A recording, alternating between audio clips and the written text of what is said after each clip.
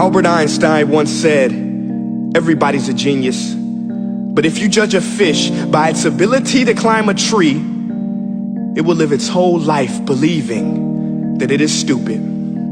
Ladies and gentlemen of the jury, today on trial we have modern day schooling. Glad you could come. Not only does he make fish climb trees, but also makes them climb down and do a 10-mile run. Tell me, school, are you proud of the things you've done?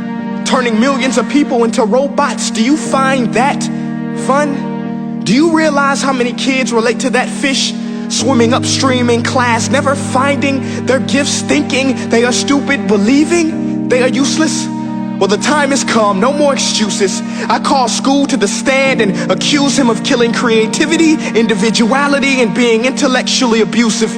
He's an ancient institution that has outlived his usage. So, Your Honor, this concludes my opening statement, and if I may present the evidence of my case, I will prove it. Proceed. Exhibit A. Here's a modern day phone. Recognize it? Here's a phone from 150 years ago. Big difference, right? Stay with me. Here's a car from today, and here's a car from 150 years ago.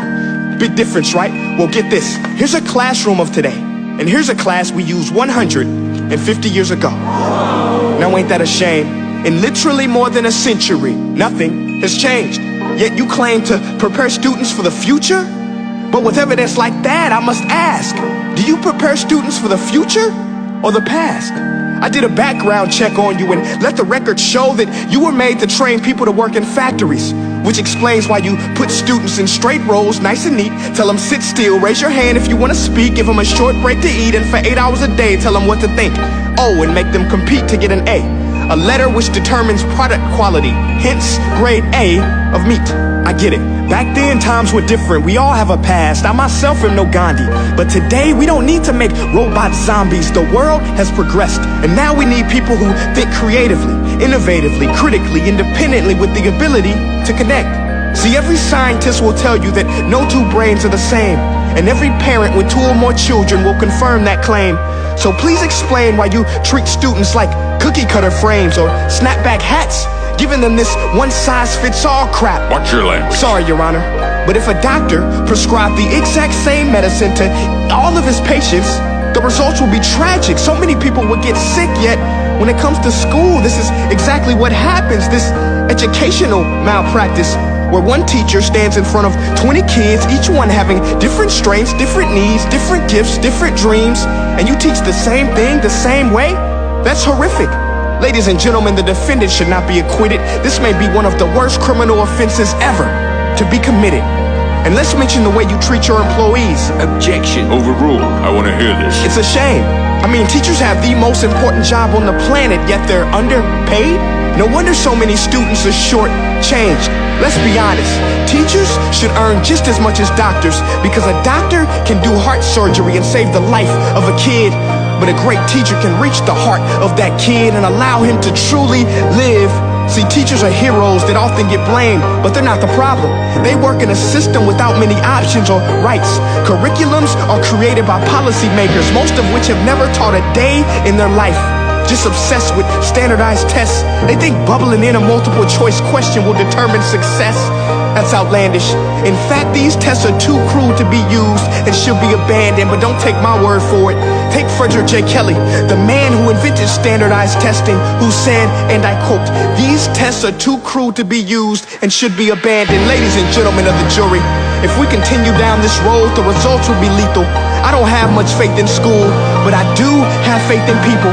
And if we can customize healthcare, cars, and Facebook pages, then it is our duty to do the same for education, to upgrade it, change it, do away with school spirit, because that's useless. Unless we're working to bring the spirit out of each and every student, that should be our task. No more Common Core. Instead, let's reach the core of every heart in every class. Sure, math is important, but no more than art or dance. Let's give every gift an equal chance. I know this sounds like a dream, but countries like Finland are doing impressive things.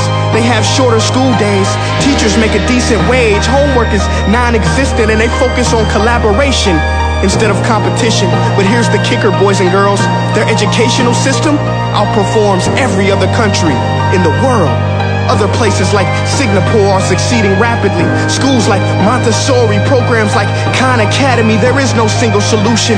But let's get moving, because while students may be 20% of our population, they are 100% of our future. So let's attend to their dreams, and there's no telling what we can achieve. This is a world in which I believe, a world where fish are no longer forced to climb trees. I rest my case.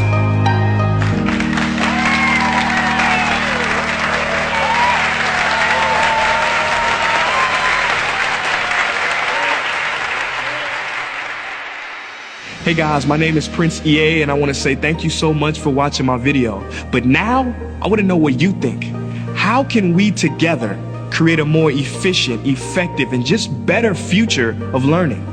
I want you to visit nestday.com/preorder the future and share your thoughts and ideas on the topic. Peace.